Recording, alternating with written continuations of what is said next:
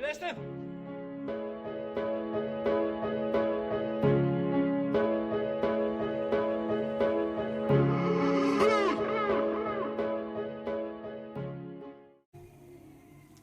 Welcome to another episode of the Craic'n Coachin podcast. Episode number 17. If we include the mini pods, we're on to episode 21. So 21 episodes deep, going strong. Donal, how are you, sir?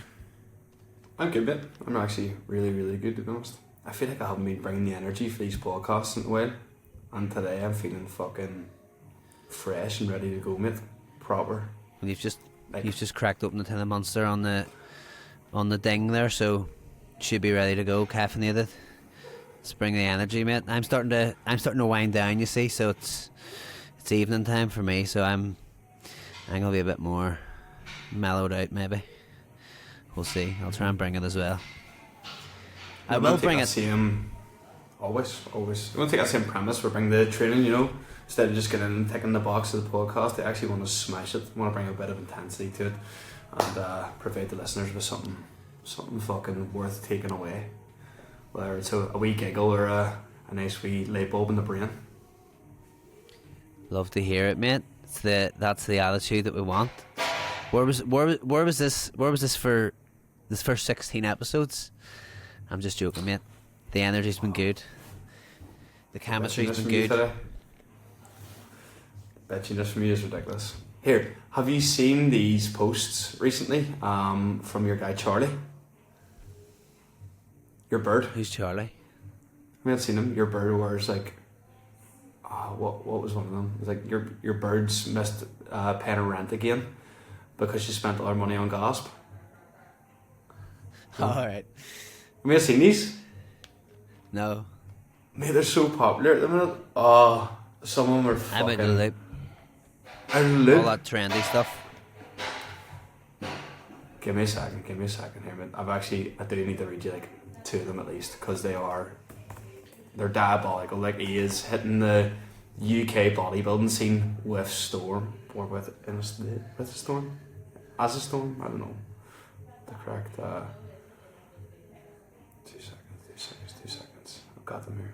Trust me, it's worth the wait. I'm not even just filling time here. I hope so. It is. Some of them are absolutely brilliant. Let's see. This is his latest post here. Your bird wears a Gold's Gym stringer to parents' evening. It's not a bad one. Your bird writes, write that one down after a fairly simple point. Alright. Oh, fuck me. Oh, have you seen these I yet? just got that one there.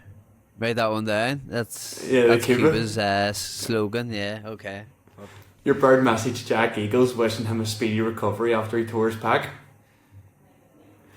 This one blew my mind. Your bird got coached by Cuba, Jess, Tom H, Mark Hudson, Callum, Zach, Dan W, Josh Mack, Jake W, Hilly and Joe, but supposedly can't find the right fit. Some of them are just I must have a look at it. What's the guy called? Charlie. I'll send you him here. Just Charlie. Just Charlie. Just Charlie. Charlie Jellen. J Jellen. No, J Ellen. Sorry. I'm proper dyslexic. I'll get a look anyway. Big shout out to Charlie, because they are fucking hilarious. Like, some of them were just had me in an absolute wrinkle. It was like your bird cried when JP and Holland had a fallout. It just sounds like he's just describing my dream partner. Wow. Your bird won't be posting physique updates until the end of her cut. Brackets, she'll post again in 3 days. Oh. Mate, they're hilarious. But the reason why it actually just reminded me there is because Tom Dooley started messaging me about them, and he started like making his own up, and I sent them Finn's blood pressure or blood sugar monitor this morning. I was like, your bird takes her blood glucose and blood pressure 3 times a week, brackets. They're both out of range. That's the one. You should hop on this trend. Steal Charlie's bit of Charlie's thunder. I think people are trying to. There was one that was like really specific to UK bodybuilding, and like Reese Fit and Finn Kelly and Josh and Noah and all were in it. So I'll try and find that one and send it to you. But right, yeah, well, just probably the most entertaining. That's going to be in a way. that's going to be the crux of today's episode. Crux. Or unfortunately, it's not. We're not going to be speaking about that for the full hour, the full duration. Not at We all. are going to be speaking about another different topic around managing your process when you're traveling or when you're in different environments. That's today's episode. It was me being a bit maybe selfish or a bit of recency bias because I've been home, I've been traveling, I've been in different environments, so I thought it was a fitting one for us to dive into and cover today, and could be valuable enough because it's probably something a lot of people maybe struggle with when they're away and want to make sure that there's somewhat stay on track, or when you come back from a holiday, you know the feeling that you feel like you have a lot of damage to do. So we'll dive into this topic today. No, mate, I actually have never taken a holiday in my life. I've actually just been working from day dot. No days off, bro. It seems so. Do you know what? It has been that way for you. All jokes aside, you have been on the grind. You haven't really taken any days off. I think you need a holiday. Oh, I had them 2 weeks in November, and then we had Barcelona, and then we did Donegal last month. Be fine. You are having You a know- few. It's good. It is. It's a nice balance. It's You know, important to get a I few. don't. Yeah. I don't think in any way or form that I feel like I'm running myself into the ground. Like, I actually do really love my job as much as everyone says out there. Like, I actually enjoy getting up in the mornings to do my work, unlike you chasing Do you know fucking kids about. No, mate, and you're right. And in lots of ways, I understand, appreciate where you're coming from, and envy it in certain ways, because if I was doing what you were doing on a full-time basis, I would be loving it too.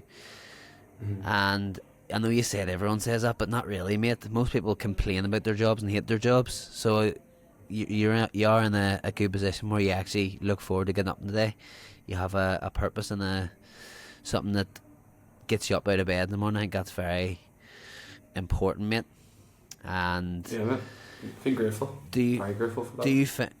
do you find, but when you do go away, as a result of it, you can't wait to get stuck back into your normal routine, as nice as some time away might be? Yeah, so without diving into the topic too much, because of course we're going to go into the nitty gritty of it, I usually make a decision before I go on the holiday, whether or not, depending on what is happening or the goals are, you know, whether this is a, like, quote unquote, a free for all holiday, or it's something where I'm still going to manage what I'm currently doing right now in the phase I'm at. So depending on them, of course, it'll be a completely different approach taken to going away. So for example, Donegal was supposed to be like 4 days away and just relax, go out for dinners, etc. No training, and then the next minute I get a message from Liam being like, you need to be on weight for this interclub. So it was a case of just switching it up altogether last minute and putting everything in place that I usually do when I'm still at home. Yeah. So, like, suppose having expectations. That was probably the first thing we were going to speak about, actually managing the expectations of the trip that you're going on, and how on track you are, whatever, how loose or how flexible you are, is going to largely depend on the purpose of the trip and then the goals you have currently alongside that, and how much they matter or how much they're relevant in a sort of time frame that you're away.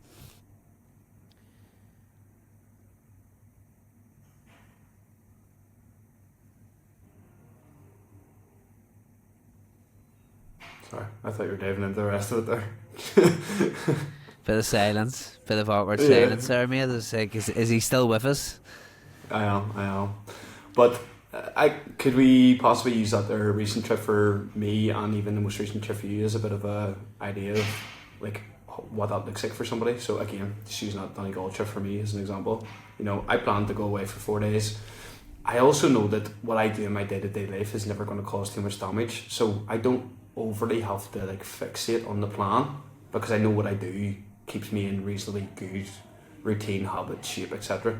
But of course there's also that just wee percentage that I was just going to let slip away, because I was like, I needed a nice relaxing weekend. And then as soon as Liam texted about me being on weight for the Muay Thai Interclub, I was like, okay, well, I need to make sure that, you know, expenditure's met, that input is lower than what my expenditure per day is, and I just need to make sure that I'm getting the body moving, and also just finding some time to down-regulate and relax as well. So it was like, okay, how can I get the most out of these days? How can I also have it least impactful towards my day-to-day sort of activities? So like if me and Rihanna planned to go to the beach and stuff like that there, it was like getting up earlier, going for steps earlier, you know, going for a run, getting training done, prepping my meals, etc.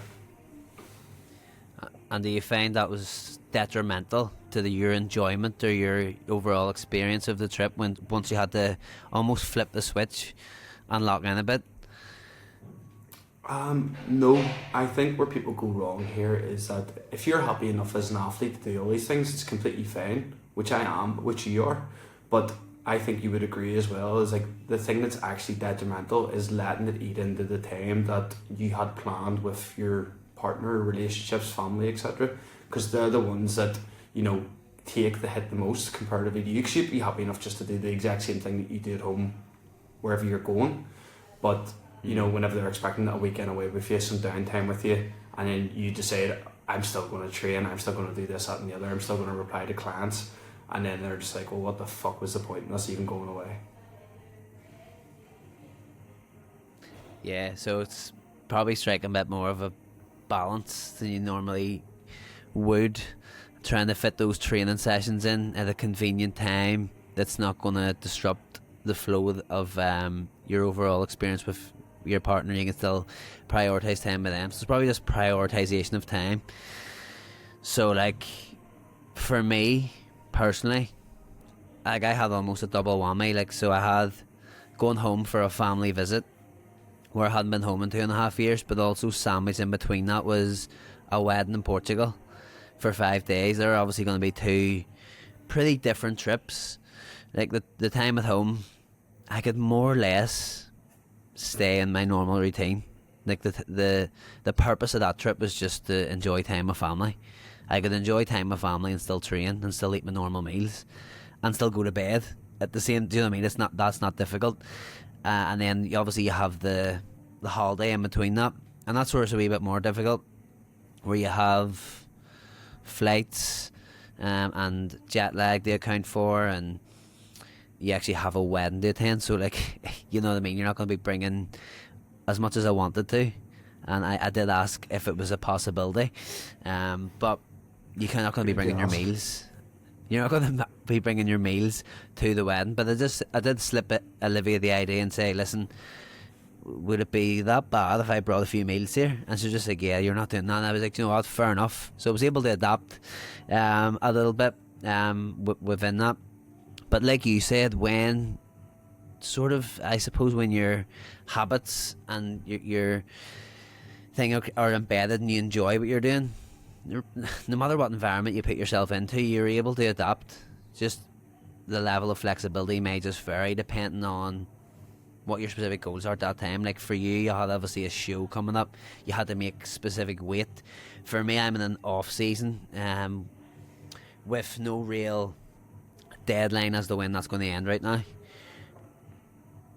Yes, we do have a timeline, but there's going to be a bit more flexibility within there. I have a lot more food and a lot more plates to juggle. So for me, like it was almost it was very doable. It was almost stress free. When I was on, like, I still trained when I was at home. I trained when I was on holiday, but it just looked a bit different. And we'll get into that as well. We'll start with training and going through the topic of training on holiday. Should you train on holiday at all? Well, what do you think about?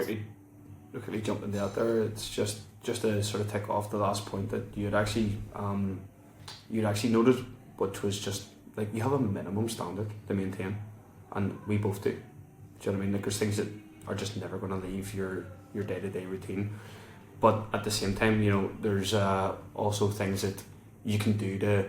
And I know this sounds. I think it sounds worse than it is whenever me and you talk about it, because you're almost like you're asking Olivia, can you bring meals, and I'm trying to hide things from Rihanna, almost being like, oh, I went out before she woke up so I could get a bit of cardio in. Do you know what I mean? But it's just trying to. The more you can almost like mask that from them, the more they feel like you're being a lot more like there. You're a lot more. What's the word I'm looking for here? You're a lot more present, probably. Present, yes, present. you're a lot more present for them. Yeah. And that's all your support system's asking of you. It doesn't matter if it's a girlfriend, a fiance, boyfriend, fucking, you know, a cousin that you're really close with, which is weird. But, you know, your support system around you needs you as much as you need them. And whenever it comes to those situations of holidays, etc., you know, as much as you maybe don't even want to go on them, you have to. You have to, like, go spend time with them. And, you know, there are always going to be ones that you remember as well, and you don't really want to remember them, or them to remember them, as you being like, oh yeah, remember at their holiday to Portugal where you fucking spent 5 hours on the Monday prepping all your meals? You're like, oh, fuck. Yeah, 100%. I used an analogy. I was actually speaking about like the idea of locking in, and how I just really don't. I'm just not a fan of the idea of like having to lock in, because what you just alluded to, they're almost having a minimum standard that you maintain. It's almost like if you imagine your life like less like an on and off switch, where things just completely, you know what I mean, like a light switch goes on and off, and more like a volume dial where you just taper things up and down, slightly depending on the goal. So if your job needs 100% of your time for a certain period, say for us coaching, then the volume there goes up to 10.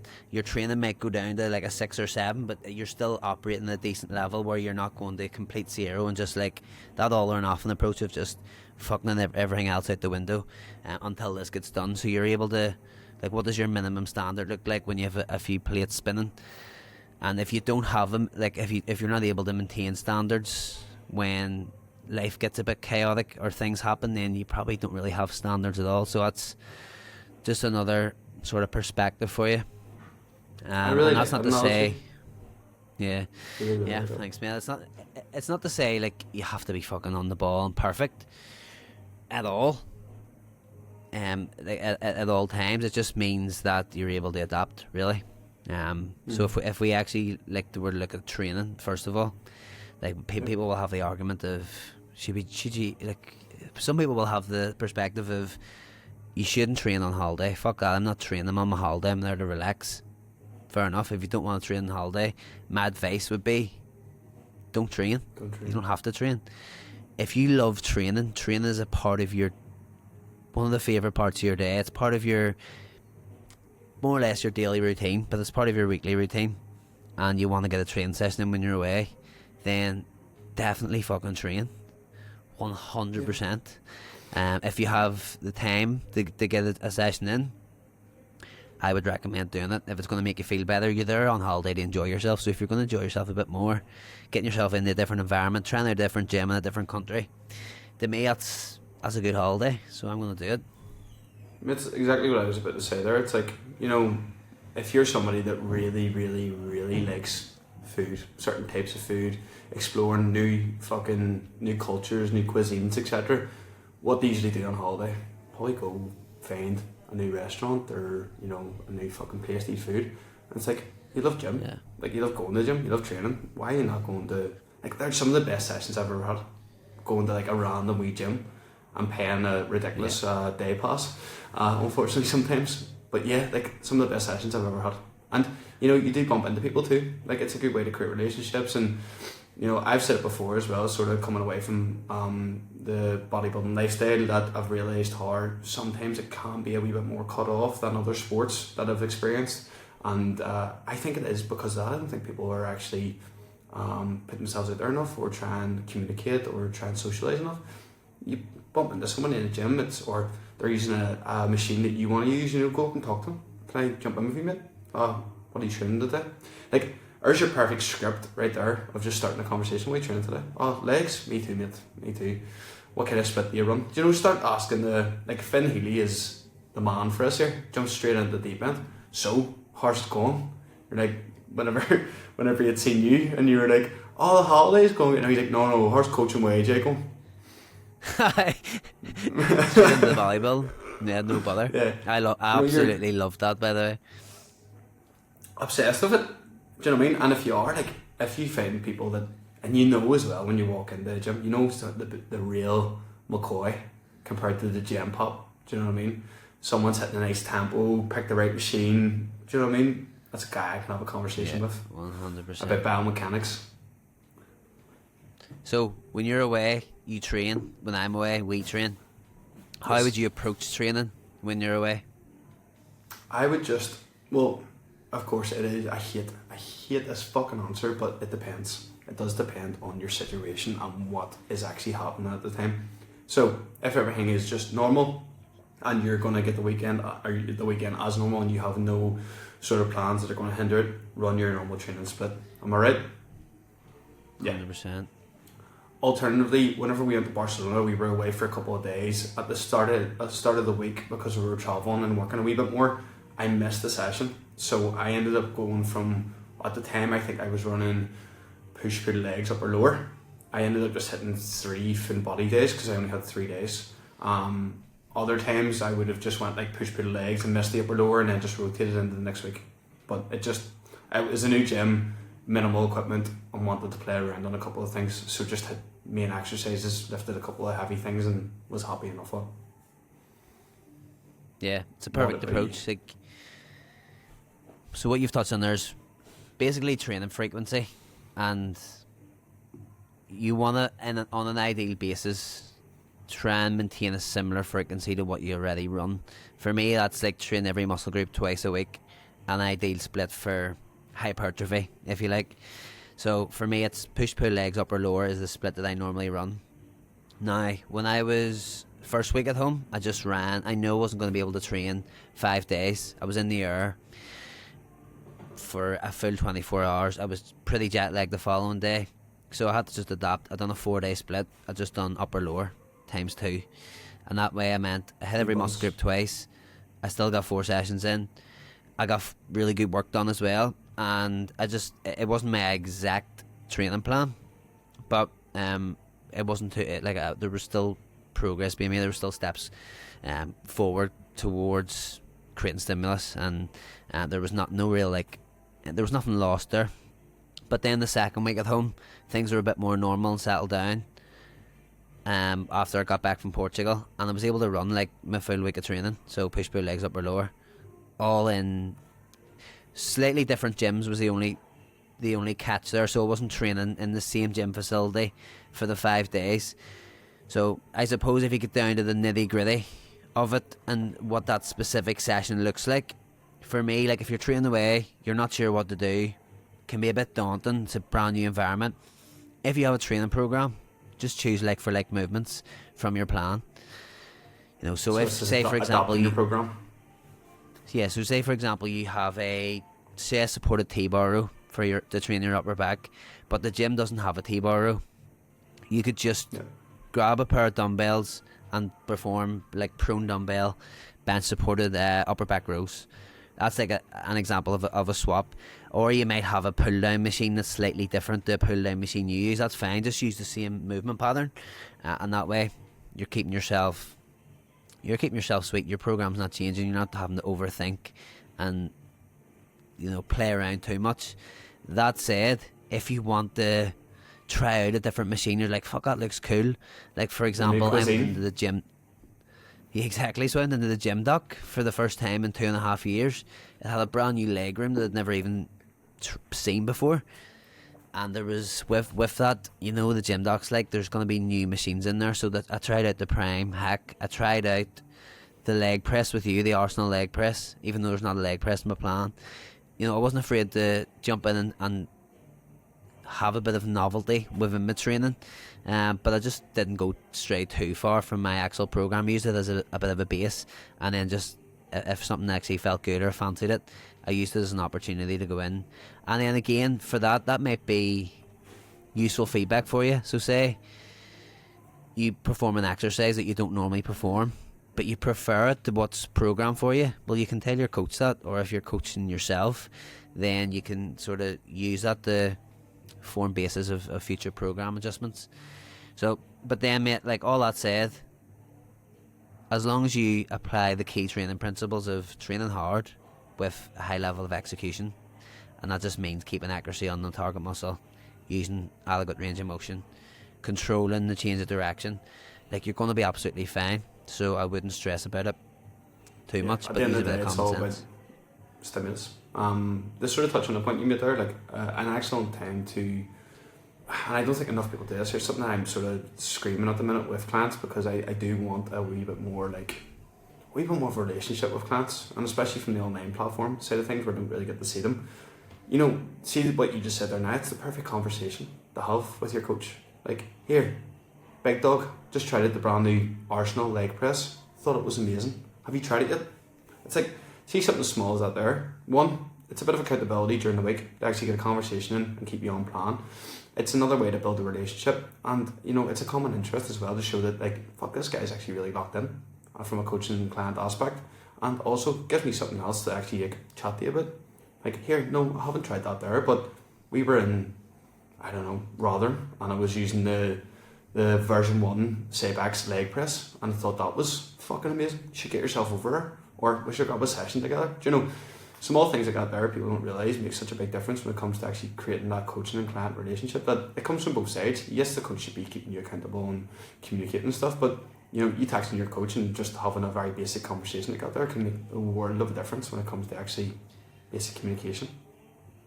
And honestly, mate, like, there's nothing I love talking about more than training and the intricacies of training and different machines. So it's like, it's a great conversation for me to have. It would never be something where it's like, why you text me off for? Because I would thrive on the conversation. I'd be like, right, I have tried that actually, and here's what I thought of it.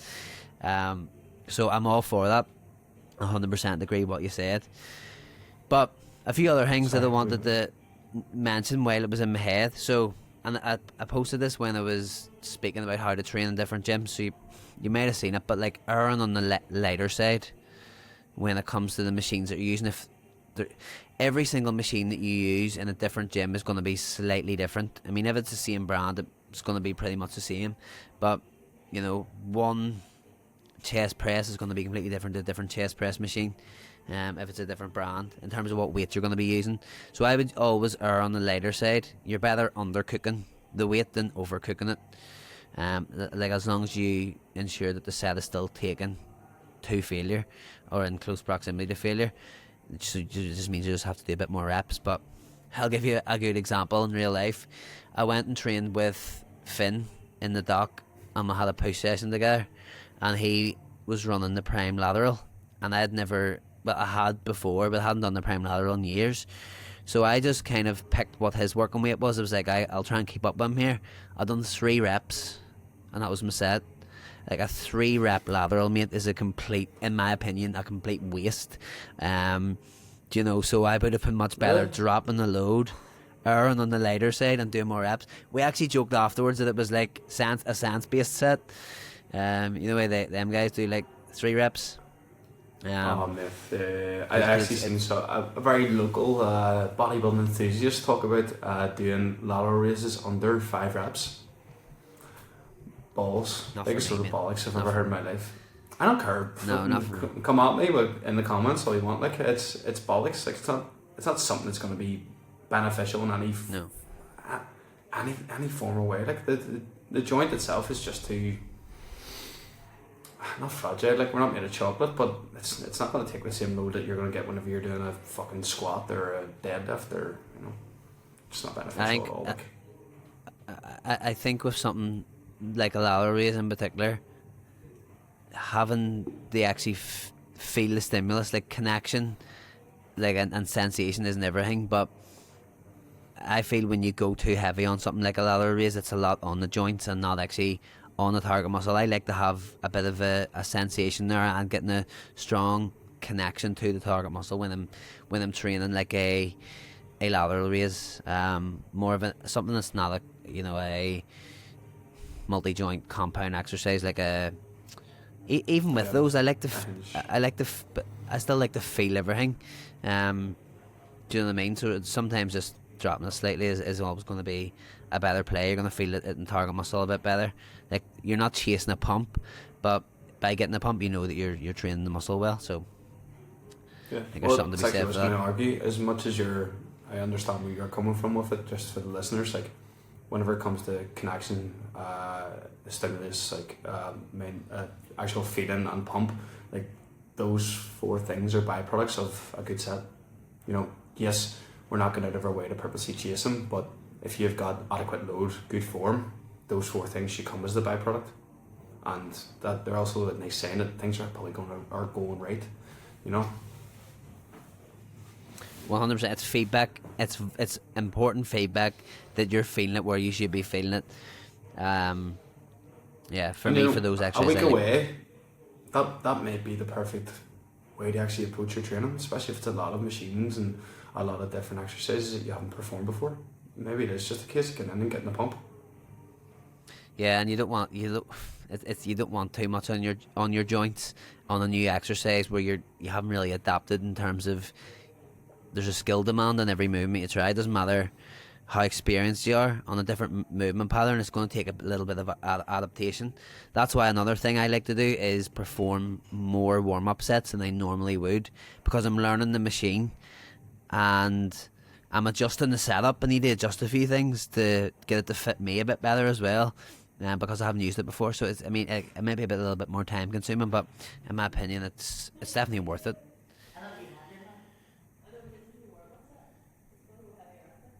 So I'm hearing people outside, I don't know who they are. Rihanna's using hamstring currents right outside the door.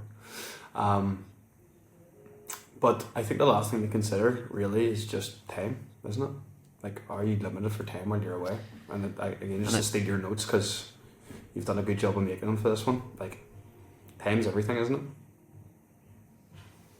Yeah, with time, so say you're doing a few more warm-up sets and you're doing a few more, you're going to higher rep sets, so it might take a little bit more time, but you don't have to do as much volume if you're pressed for time. You know, you can still get a bit of stimulus in with doing maybe one less set on certain exercises, or you can maybe implement an intensity technique like a myo rep set. Is something I really like, where it's a bit more time efficient, where you're taking a set to failure.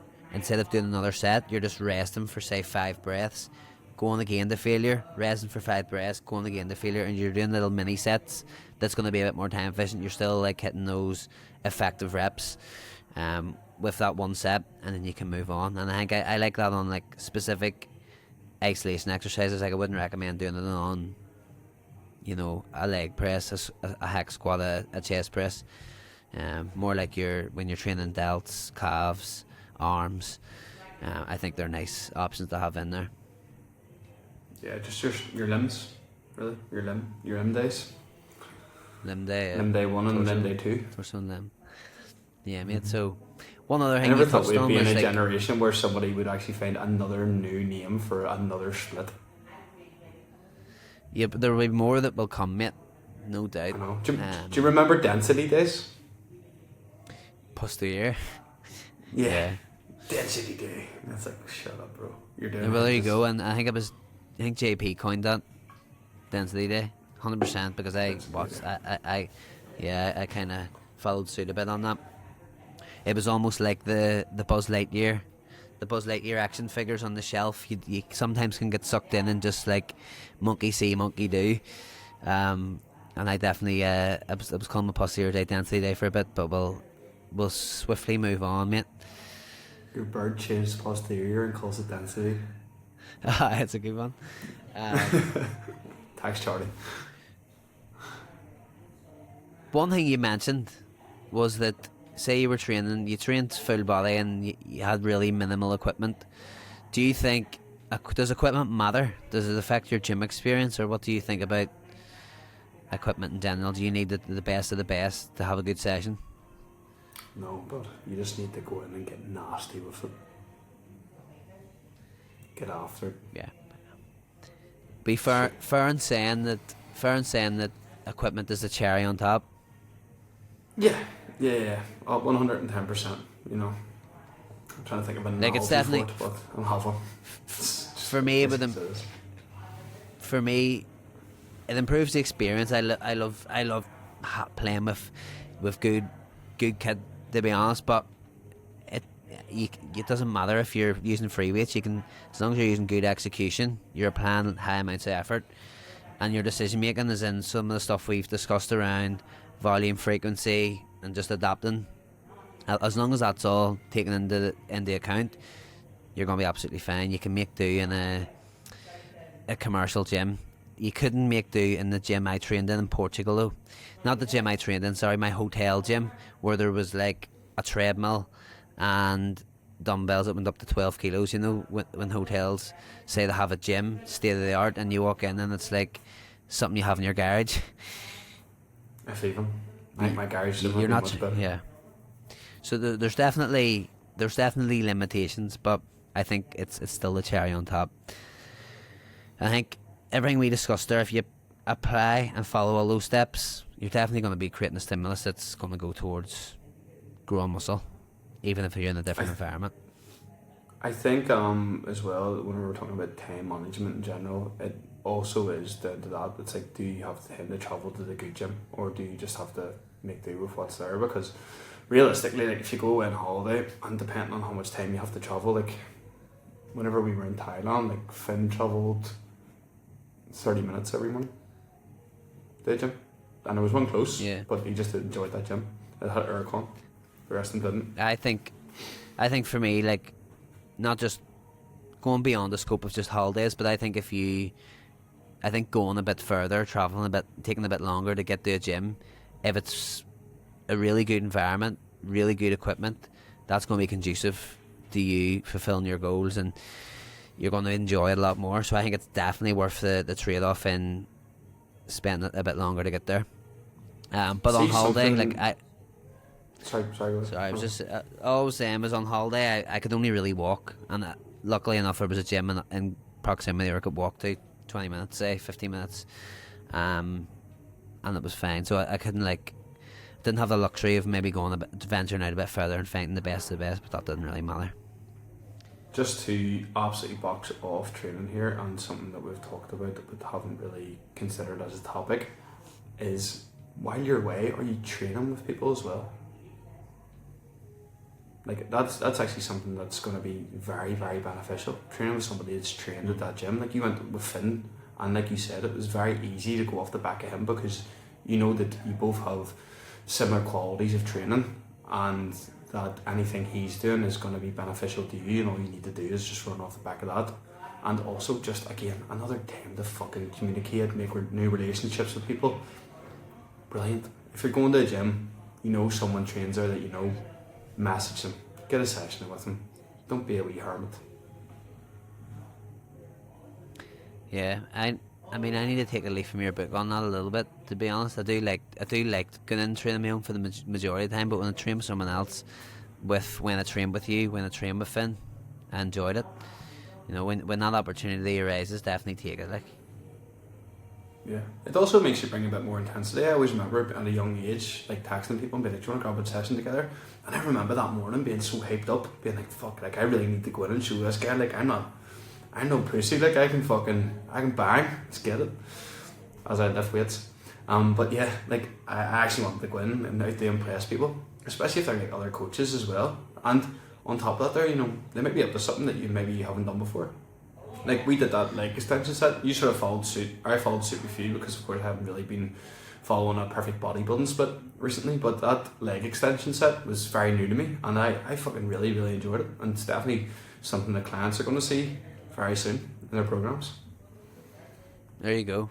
Like, I love stuff like that, where you can take certain things or even try out new things, and then, you know, you can apply it if you're a coach into clients' programs as well. I done that leg extension set you're talking about with a client a couple of weeks ago.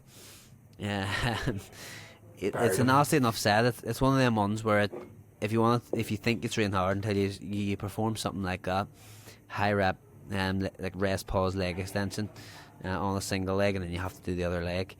So it definitely brings out the intensity in you, which I don't think is a bad thing now and again.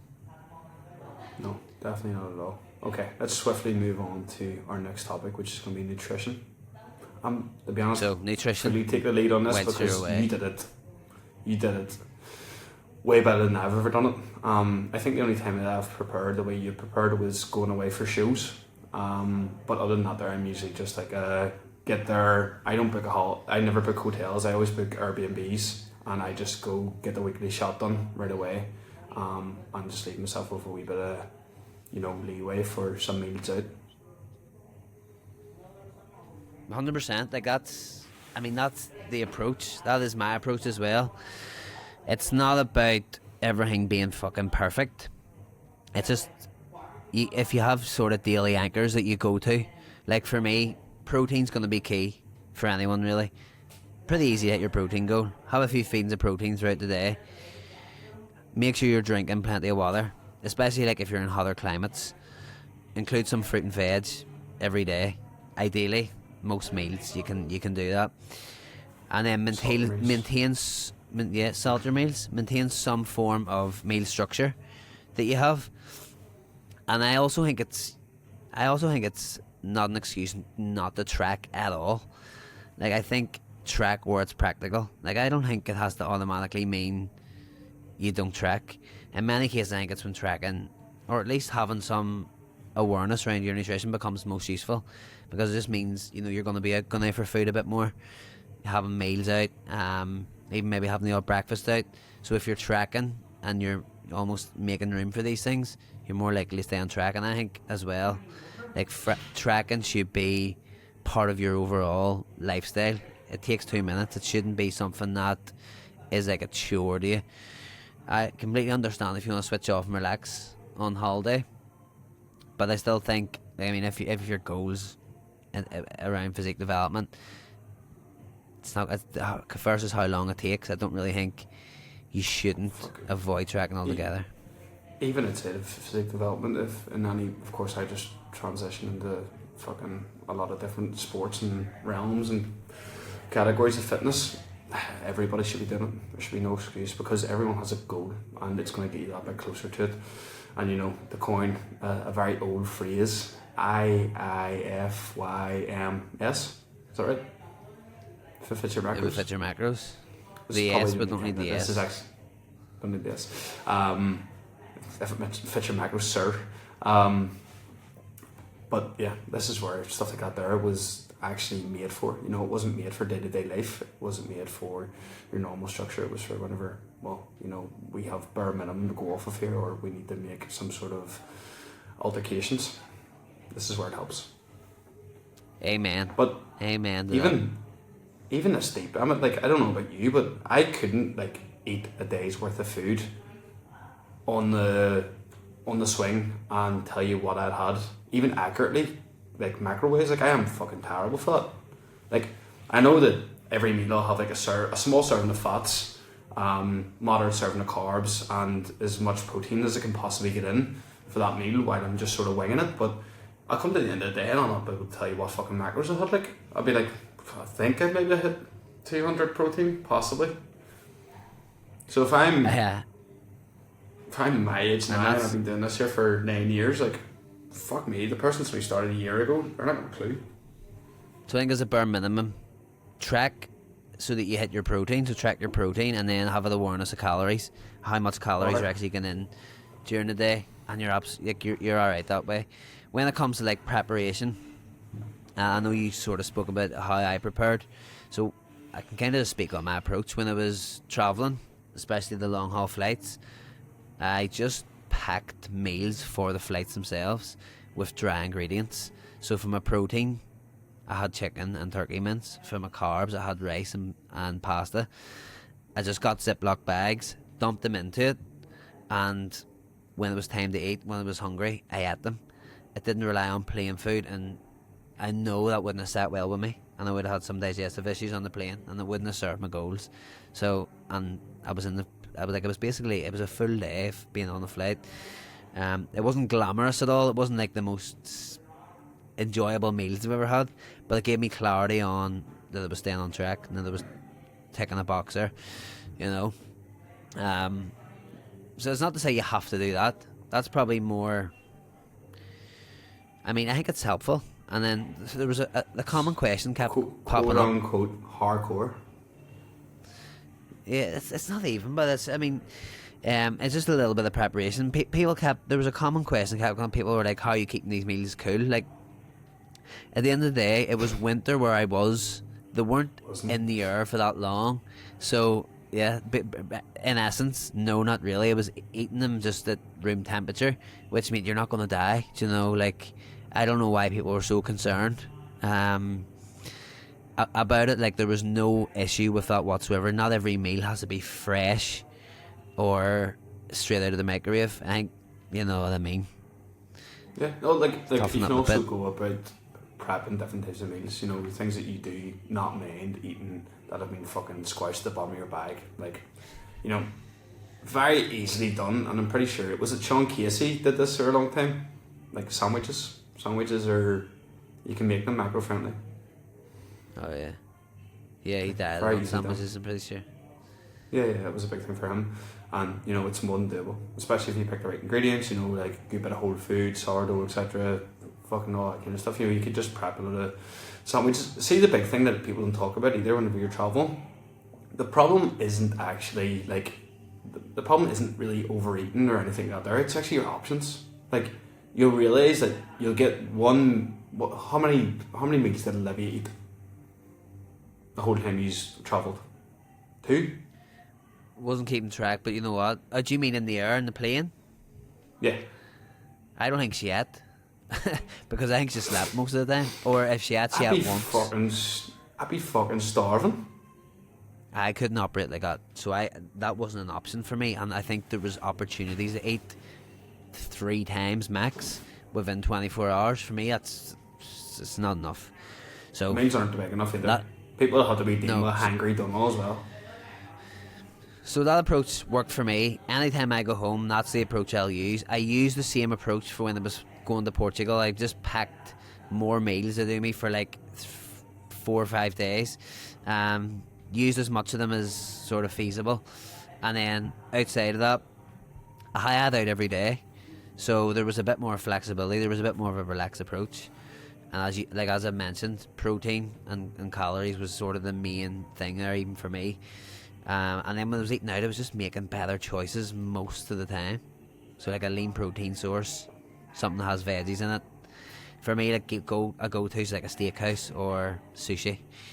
Like you can't really go wrong. They're pretty macro friendly as well, I'd say. Mhm.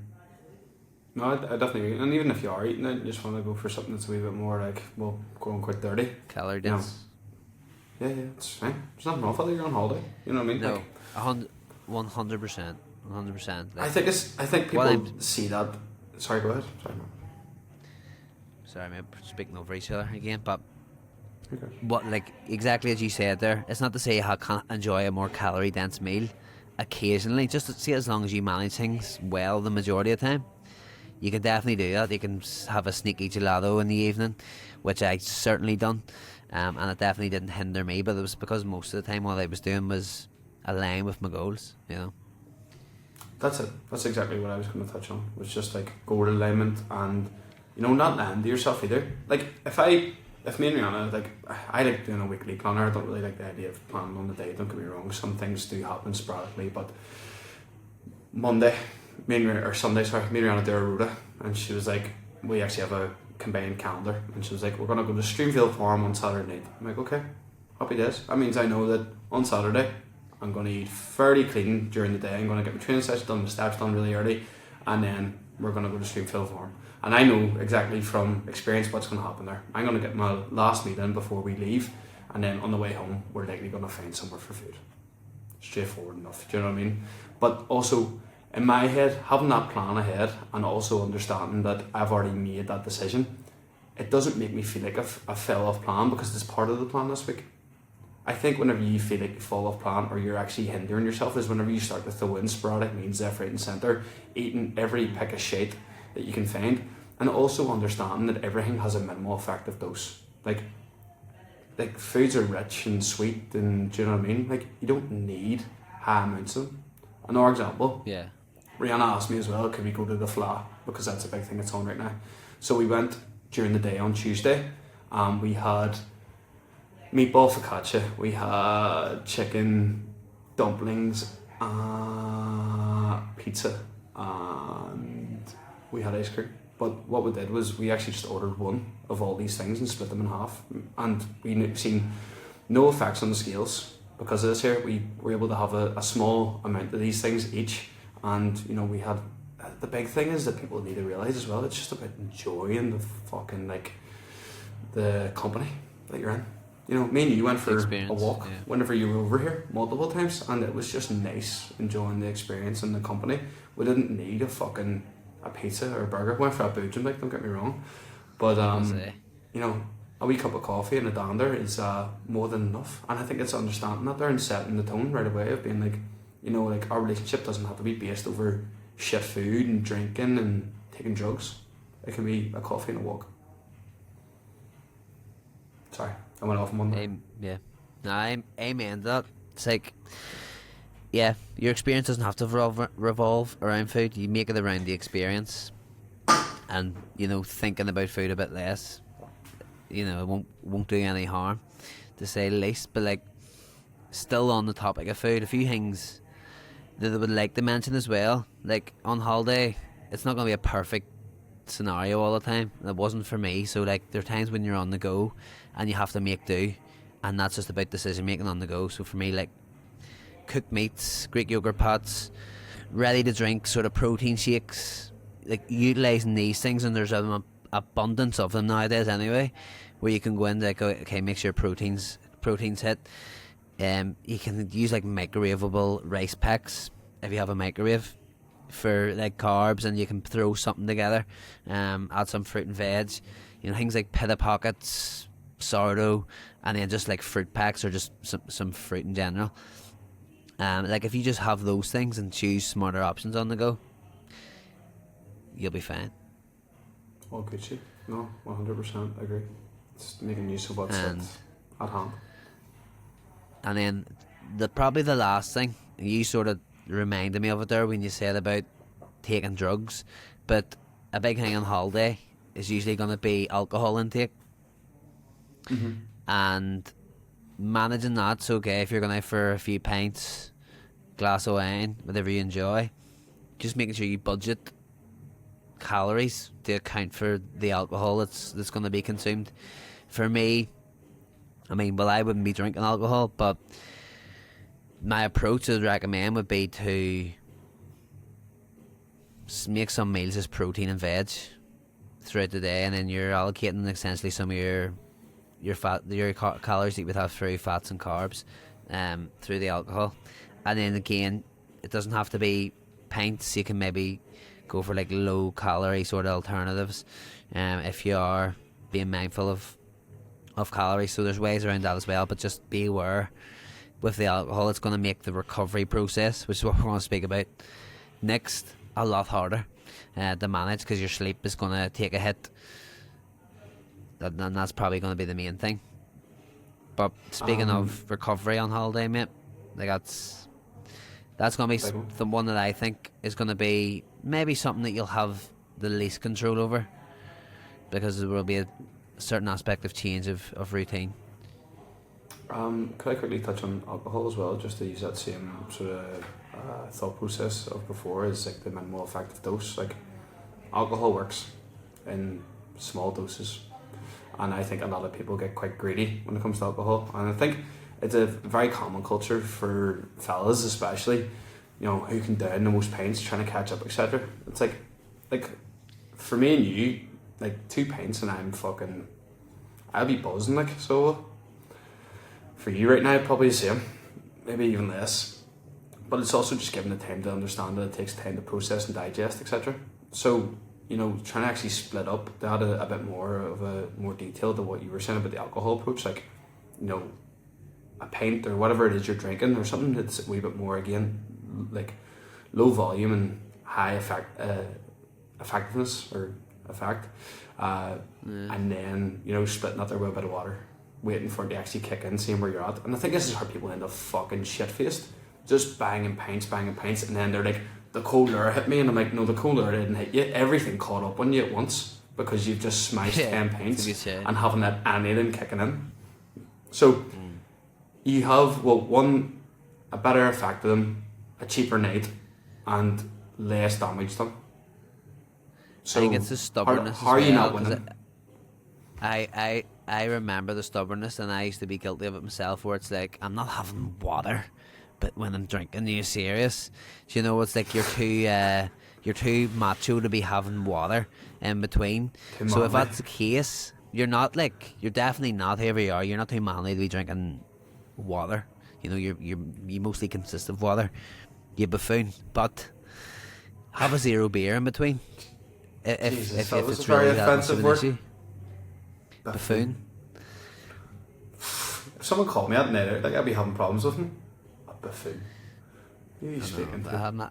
I haven't used that. It's not really one that really is in the. I thought it was in the locker, but it just came out there anyway. We'll roll with it.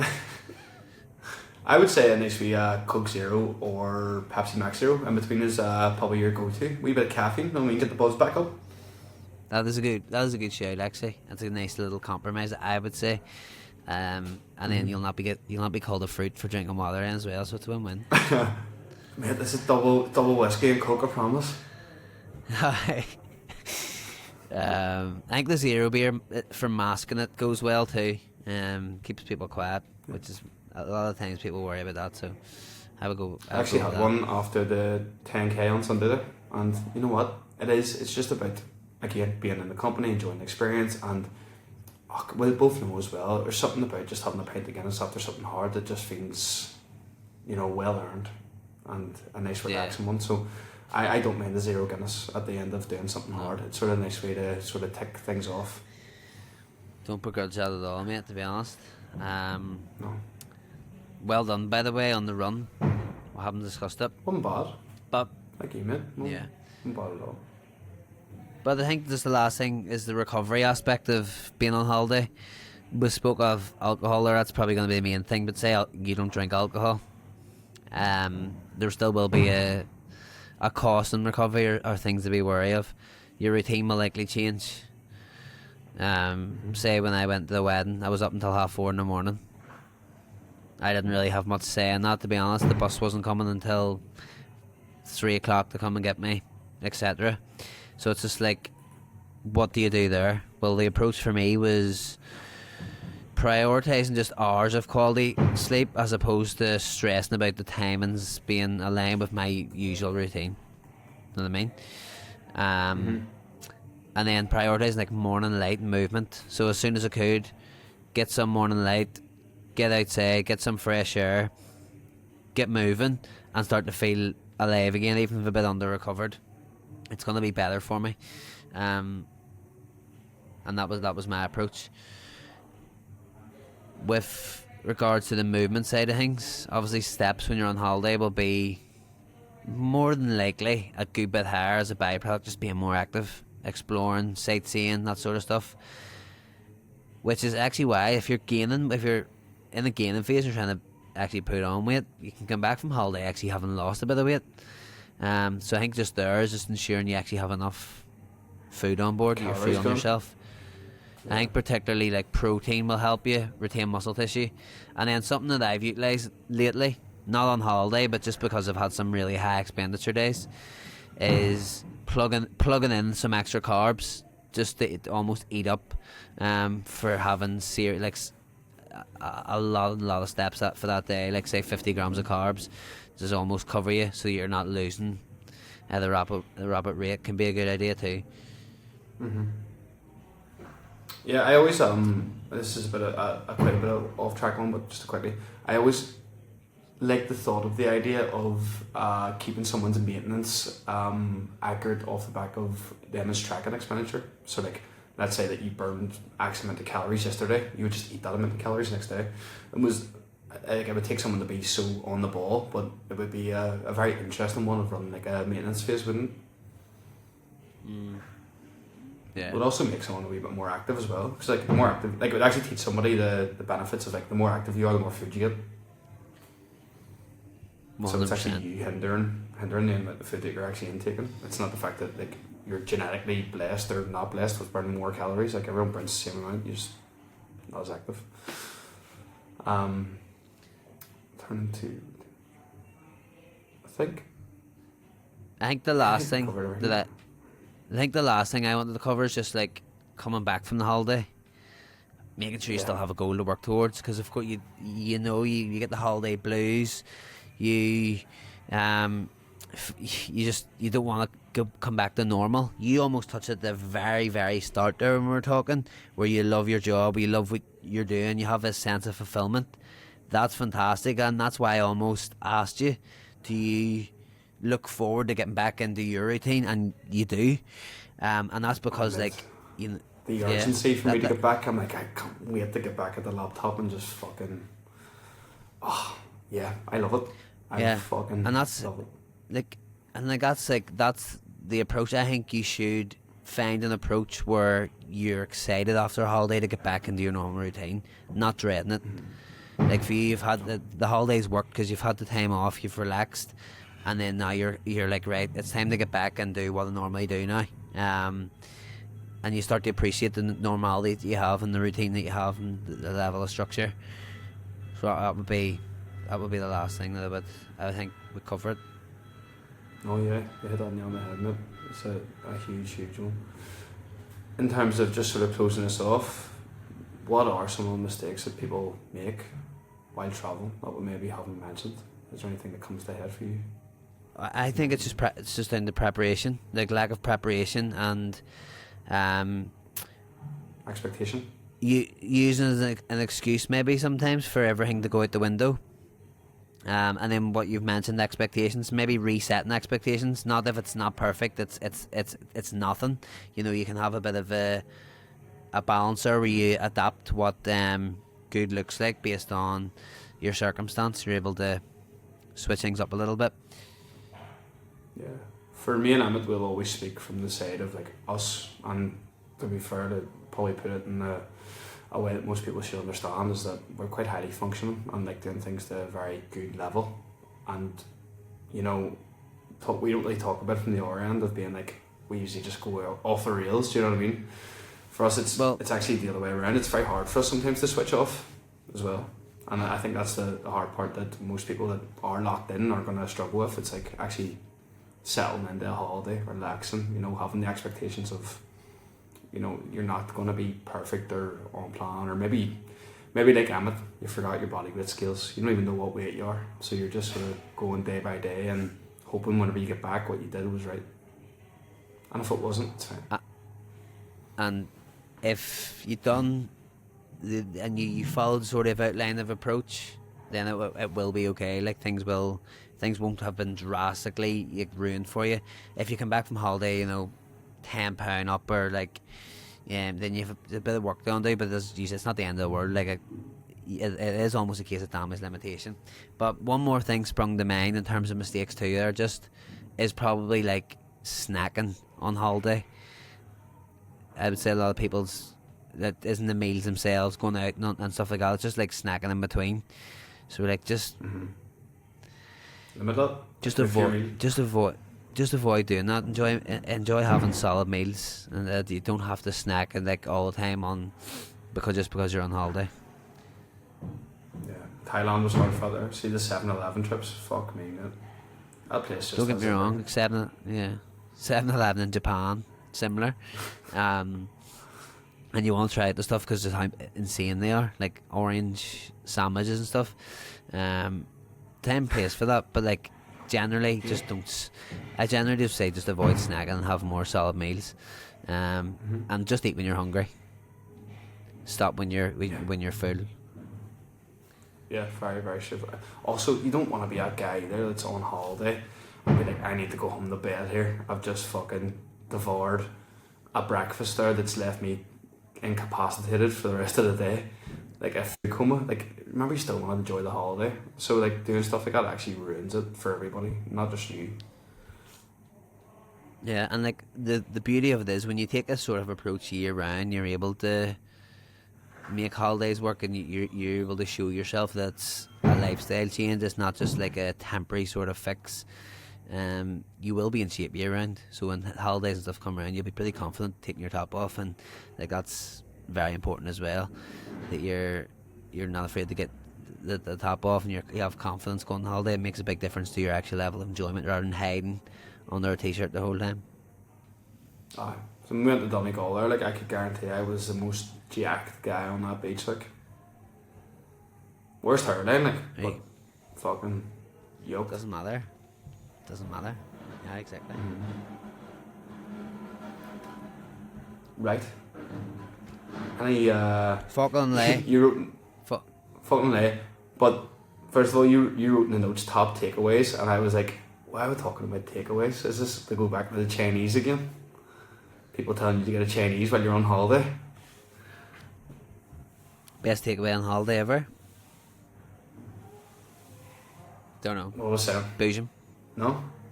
Actually don't know. My favourite thing on holiday is an ice cream. And like A big ice cream guy. I love that.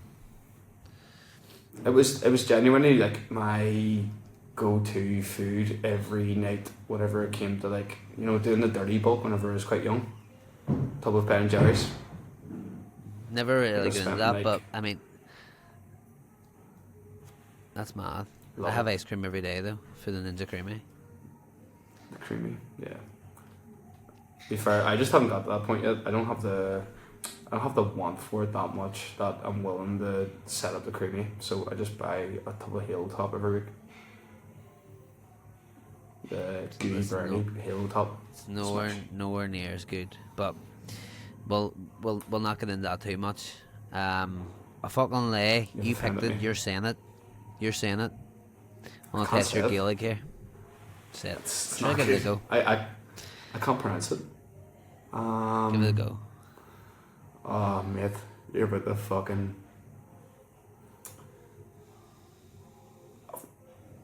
Amit, come on Give here. it a go. Give it a go. Am I right in saying Athru? Not bad. Athru.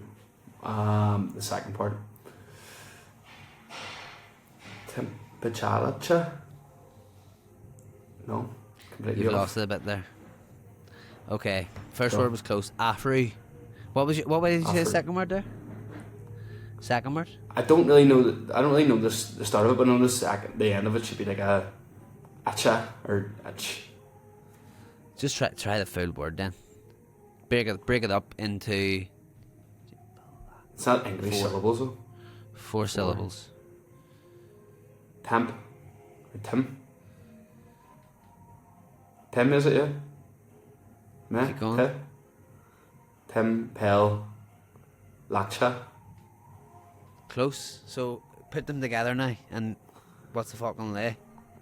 Athru Tempel Lacha. I feel like I'm back in fucking dyslexia camp again. Not bad, mate. Right. Afri Chimpalaha. Tempelaha. Right. Close. Lacha. And what's it mean?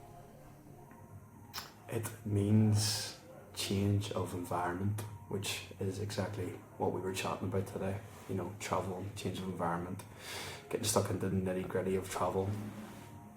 That's all, folks. Donal, next week you're in the fucking lay again. You were superb there. Thank you, sir. I appreciate that. Well done, mate. Irish will need No, do you some know work. what? In fairness, that was maybe one of the hardest you could ever get. It was rough. You'll never get. Especially it won't because get I much- picked it as well. Do you know what, Not mate? much harder than that. The feel is on this week, and so is the fla. I might just go down there in the streets and see if anyone can give me a fucking lay for next week. Pick up a few. Pick up a few fuckle yourself. Yeah. Right, sir. Have a Right. great fucking sleep. I'm gonna have a great day, and folks, I hope you enjoyed it. Slán go fáil. Thanks for listening. Snuggle foil. See you later.